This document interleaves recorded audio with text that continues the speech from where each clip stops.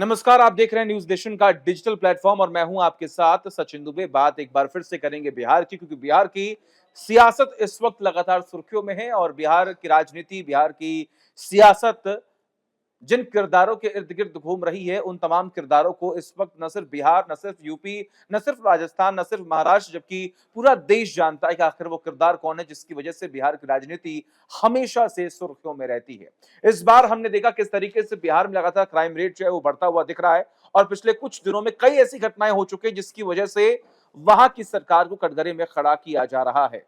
विपक्ष सवाल पूछ रहा है कि आखिर लॉ एंड ऑर्डर का दावा करने वाले, आखिर वो नीतीश कुमार, आखिर वो एनडीए सरकार कहां गई, जहां पर अब बैक टू बैक कई सारे हमले हो चुके हैं।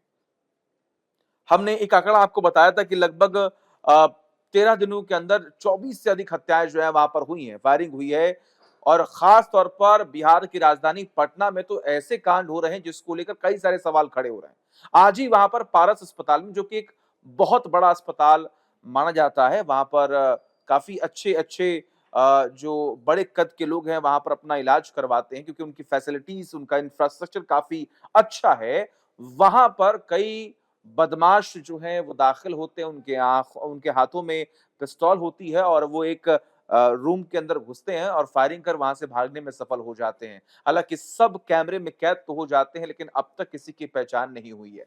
सबसे बड़ी बात यहां पर है कि एक बहुत बड़े अधिकारी बिहार के, उनकी तरफ से जो एक स्टेटमेंट दिया गया है, उसको लेकर भी कई सारे सवाल खड़े किए जा रहे हैं। जी हाँ, सवाल ये खड़े हो रहे हैं कि आखिर इतना बड़ा व्यक्ति आखिर ऐसे बयान क्यों दे रहा है? जी हाँ,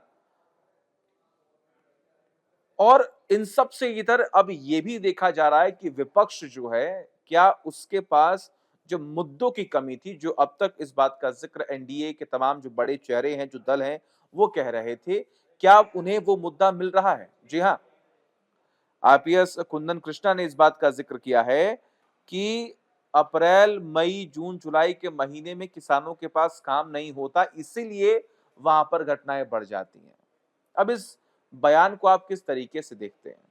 जिस अधिकारी के ऊपर जिम्मेदारी है कि आप प्रदेश की लॉ एंड ऑर्डर को आप मजबूत करें, आप गाइड करें, आप सेवा करें जनता की, अगर उनकी तरफ से ऐसा स्टेटमेंट आता है, तो आप समझिए कि आखिर वहां पर हाल इस वक्त क्या होगा।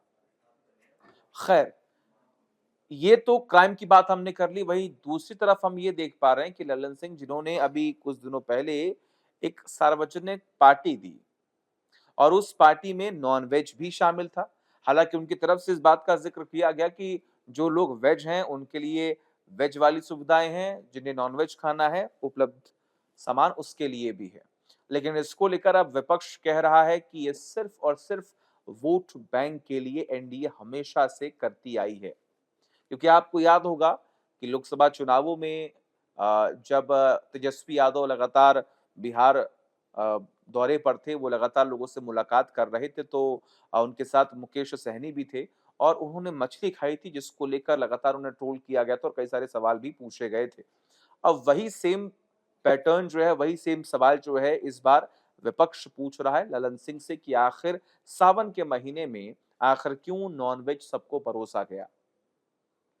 वहीं दूसरी तरफ एक बहुत बड़ा मास्टर स्ट्रोक जो है वो नीतीश कुमार की तरफ से खेला गया। जी हाँ, बिजली मुफ्त करने की बात कर दी गई। जी हाँ, ये जो फ्रीबी की बात लगातार हमने देखा किस तरीके से दिल्ली में हावी था, कई सारे सवाल खड़े हो रहे थे। एक पक्ष ये कहता है कि जनता को फ्री की चीज़ें अगर आप देंगे तो वो काम कैसे करेंगे, वो अपने पैरों पर खड़े कैसे होंगे। कुछ लोग इस बात का ज़िक्र करते हैं कि सरकार की ज़िम्मेदारी, जिसमें चाहे वो शिक्षा हो, चाहे वो स्वास्थ्य हो, चाहे वो इंफ्रास्ट्रक्चर हो, उस वो मुफ्त होनी चाहिए, क्योंकि पब्लिक आपको वोट देती है, ये आपका काम है, ये सरकार की ज़िम्मेदारी है, तो ये होना बहुत ज़रूरी है।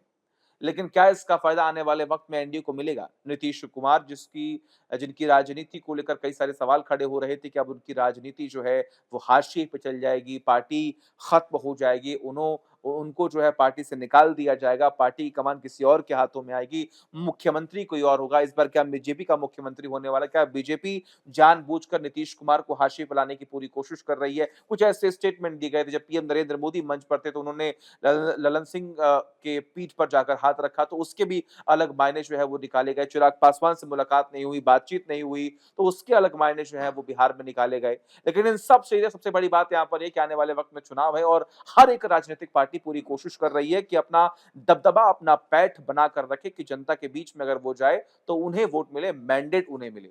लेकिन क्या मैंडेट इस बार एनडीए को मिलेगा? क्या इस बार विपक्ष को जनता चुनेगी? क्या जो तमाम फैसले लिए जा रहे हैं एनडीए सरकार की तरफ से, नीतीश कुमार की तरफ से, जो बिजली बिल माफ करने की बात कही गई है, जो बिजली बिल मुफ्त करने की बात कही गई है, यानी कि अगर आप बिजली का वहाँ पर सेवन कर रहे हैं, अगर आप इस्तेमाल कर रहे हैं बिजली का, तो उसका बिल नहीं आएगा। ऐसी तमाम बातें जो हैं वो कही गई हैं। क्या इसका फ़ायदा अब आने वाले वक़्त में पब्लिक को मिलेगा? और जो तमाम दावे इस वक़्त सरकार कर रही है, उन त क्या तमाम दावों को वो कंटिन्यू कर पाएगी? ऐसे कई सारे सवाल हैं, लेकिन दिलचस्प बात यहाँ पर है कि बस कुछ ही महीनों के बाद डेट डिक्लेयर हो जाएगा और उसके बाद चुनाव होंगे और ये स्पष्ट हो जाएगा कि आखिर जनता की प्राथमिकता क्या है, जनता की आँखों में, जनता के दिमाग में किसका चेहरा बसा हुआ है और वो किसे चाहती है कि वो सरकार में रहे। आपको क्या लगता है कि आने वाले वक़्त में बिहार में क्या होने वाला है? जो फैसले लिए जा रहे हैं सरकार की तरफ से वो कितना सही है? क्राइम रेट किस तरीके से बढ़ रहा है, इसके पीछे की वजह क्या है? कमेंट करके बताएँ और तमाम बड़ी खबरों के लिए देखते रहिए न्यूज़ नेशन डिजिटल।